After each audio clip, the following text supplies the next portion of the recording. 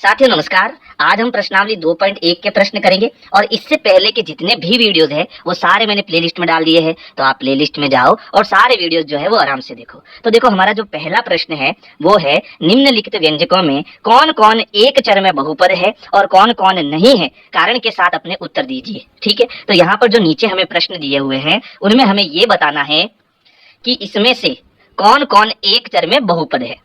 ठीक है, अब यहाँ पर हमें दो चीजें पूछी है, एक तो हमें पूछा है एक चर और दूसरा हमें पूछा है बहुपद।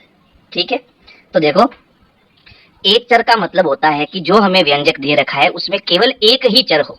ठीक है, जैसे पहले प्रश्न में देखो यहाँ पर x की घात 2 है और यहाँ पर x है, लेकिन इसमें केवल एक ही चर है और वो है x। ठीक है, लेकिन पांचवें प्रश्न में देखो यहाँ अलग अलग 3 चर है। ठीक है, इसलिए ये एक चर नहीं है। तो पहला तो हमें बताना है कि वो एक चर है या नहीं, और दूसरा हमें बताना है कि वो बहुपद है या नहीं। देखो कोई भी व्यंजक बहुपद कब बनेगा, जब हमें जो चर दिए है उसकी प्रत्येक घात, उस चर की प्रत्येक घात जो है वो कैसी होनी चाहिए, पूर्ण संख्या होनी चाहिए, तब तो वो बहुपद होगा, नहीं तो बहुपद नहीं होगा। अब पूर्ण संख्या का मतलब क्या है, पूर्ण संख्या का मतलब है कि जो घात है वो 0 हो सकती है, 1 हो सकती है, 2, 3, 4 और इस प्रकार की धनात्मक अनेक संख्याएं हो सकती है। ठीक है, यही इसी को हम पूर्ण संख्या कहते हैं। जैसे देखो पहला प्रश्न है ना, पहला प्रश्न क्या है, पहला प्रश्न है 4x की घात 2 माइनस 3x प्लस 7। ठीक है, तो यहाँ पर देखो इसमें कितने कितने चर है, तो इसमें केवल एक ही चर है और प्रत्येक पद में वो क्या है, x है ना।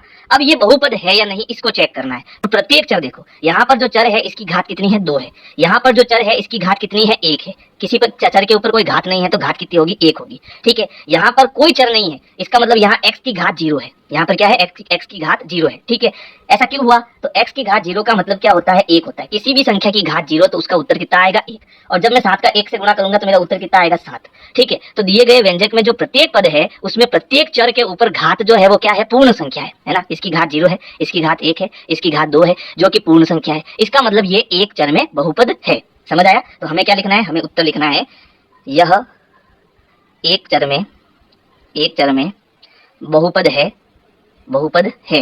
अब कारण बताना है, क्योंकि चर x की सभी घातें पूर्ण संख्या है, तो ये इसका कारण हो जाएगा। अब देखो दूसरा प्रश्न है y की घात 2 प्लस रूट 2। तो इसमें देखो पहले पद में चर है y, दूसरे पद में कोई चर नहीं है, तो केवल पहले पद से हम पता कर सकते हैं ये एक चर में बहुपद है या नहीं। तो पहले तो देखो इस पूरे व्यंजक में मुझे केवल एक ही चर दिखाई दे रहा है और वो है y, है ना, और इस चर के ऊपर घात जो है वो पूर्ण संख्या है, इसलिए यह भी जो है एक चर में बहुपद है। तो लिखेंगे यह एक चर में बहुपद है, क्योंकि चर y की सभी घातें पूर्ण संख्या है।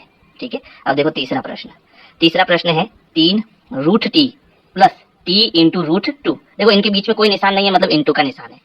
अब हमें चेक करना है, देखो यहाँ पर पहली बात तो ये है कि इसमें चर एक ही है और वो है टी, है ना, लेकिन क्या चर में घात जो है वो पूर्ण संख्या है या नहीं, चलो चेक करते हैं। देखो रूट टी का मतलब क्या होता है, इसको मैं और क्या लिख सकता हूँ, 3 गुणा रूट टी। रूट का मतलब होता है टी के ऊपर जो घात है वो है 1/2। ठीक है, तो यहाँ पर टी की जो घात हो जाएगी वो हो जाएगी 1/2 प्लस यहाँ पर टी अकेला है, टी इंटू रूट 2। ठीक है, तो इस चर की जो घात है वो है 1/2। ये एक परिमेय संख्या है, ये पूर्ण संख्या नहीं है, इसका मतलब ये एक चर तो है लेकिन बहुपद नहीं है। तो हमारा उत्तर क्या होगा, यह एक चर में बहुपद नहीं है, क्योंकि चर टी की, ये जो चर है टी की सभी घातें, है ना, सभी घातें पूर्ण संख्या नहीं है। ठीक है, यहाँ पर जो टी की घात है वो परिमेय संख्या है, पूर्ण संख्या नहीं है, इसलिए यह एक चर में बहुपद भी नहीं है। अब फोर्थ है y प्लस 2/y।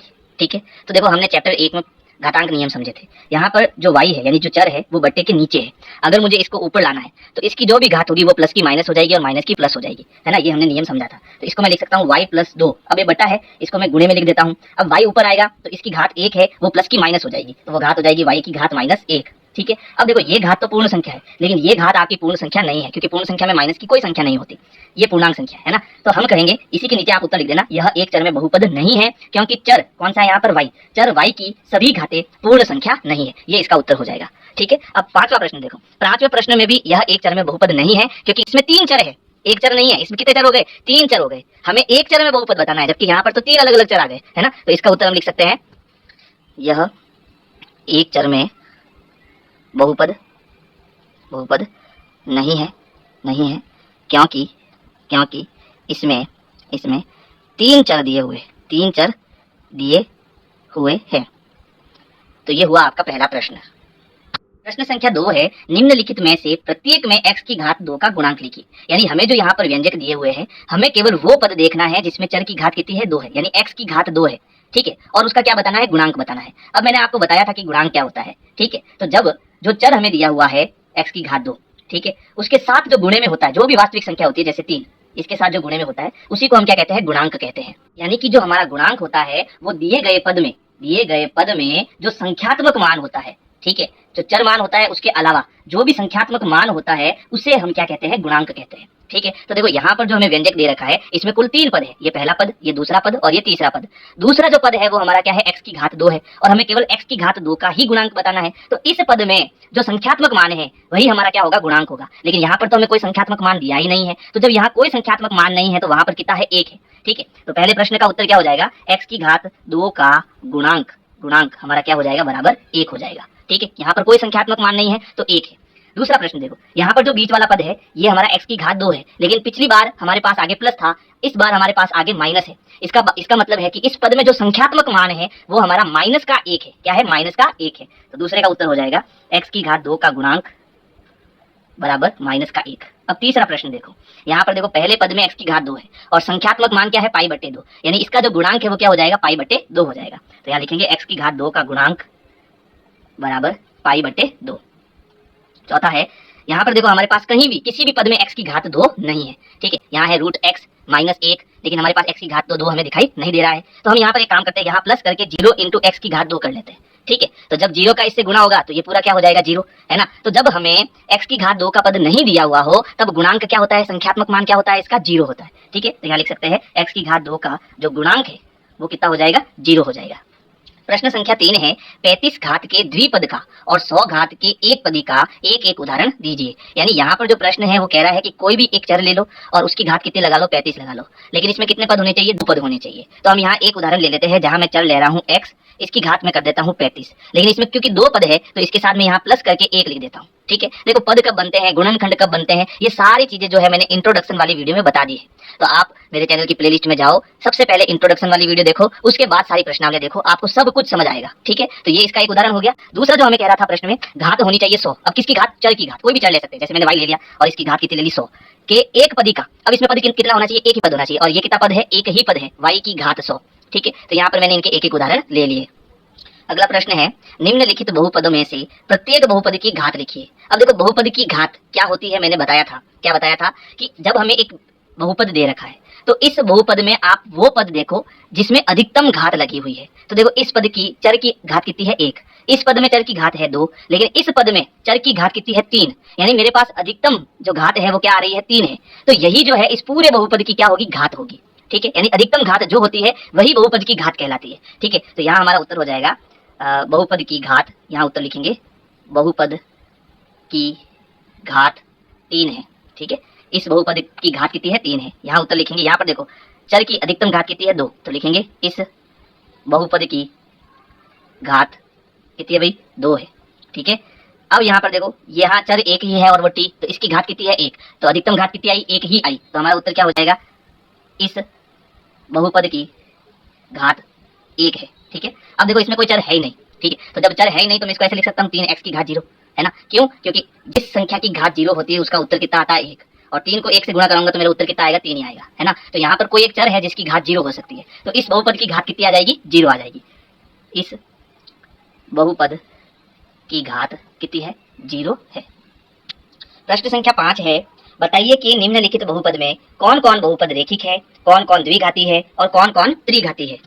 तो देखो यहाँ पर जो हमें प्रश्न, यहाँ पर जो बहुपद दिए हुए हैं, इसमें कौन रेखिक बहुपद है, कौन द्विघाती बहुपद है और कौन त्रिघाती बहुपद है, ये हमें बताना है। तो देखो हमने पढ़ा था, देखो रेखिक बहुपद कब बनता है, रेखिक बहुपद, ठीक है। तो जिस बहुपद में, जैसे मैंने यहाँ पर एक उदाहरण लिया x + 3, तो इसमें दो पद है, ये पहला पद और ये दूसरा पद, लेकिन ये रेखिक बहुपद कब कहलाएगा, जब चर की अधिकतम घात जितनी हो, कितनी हो, 1 हो, ठीक है, रेखिक बहुपद कहलाएगा। यहाँ पर चर x है और इसकी घात 1 है, इसलिए ये क्या कहलाएगा, रेखिक बहुपद कहलाएगा। अगर ये ऐसा होता है x की घात 2 + x + 5, ठीक है, तो यहाँ पर देखो यहाँ भी चर है और यहाँ भी चर है, लेकिन इस चर पर घात 1 है, इस चर पर घात 2 है, तो इसकी अधिकतम घात यानी बड़ी वाली घात कितनी है, 2 है, इसलिए ये क्या कहलाएगा, द्विघात बहुपद, ठीक है। और अगर ये ऐसे होता y की घात 3 + 2, ठीक है, तो यहाँ इस बहुपद में चर की अधिकतम घात कितनी है, 3, तो इसको हम कहेंगे त्रिघात बहुपद। समझ आया। तो देखो पहले प्रश्न में अधिकतम चर की घात कितनी है, 2, इसकी घात 1 है, इसकी घात 2 है, इसलिए ये कैसा बहुपद हो जाएगा, द्विघात बहुपद, ठीक है, द्विघात बहुपद। दूसरे में भी 2 पद है, लेकिन अधिकतम चर की घात कितनी है, 3, इसलिए हो जाएगा त्रिघात बहुपद। इसमें देखो 3 पद है, इसमें ये जो चर है इसकी अधिकतम घात कितनी है, 2, इसलिए ये हो जाएगा द्विघात बहुपद।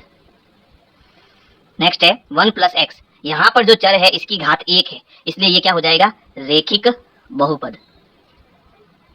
इसमें देखो एक ही पद है, लेकिन चर की घात कितनी है, 1 है, इसलिए ये भी क्या हो जाएगा, रेखिक बहुपद। नेक्स्ट है r की घात 2, इसमें भी एक पद है, ये जो चर है इसकी अधिकतम घात कितनी है, 2, इसलिए इसको हम कहेंगे द्विघात बहुपद।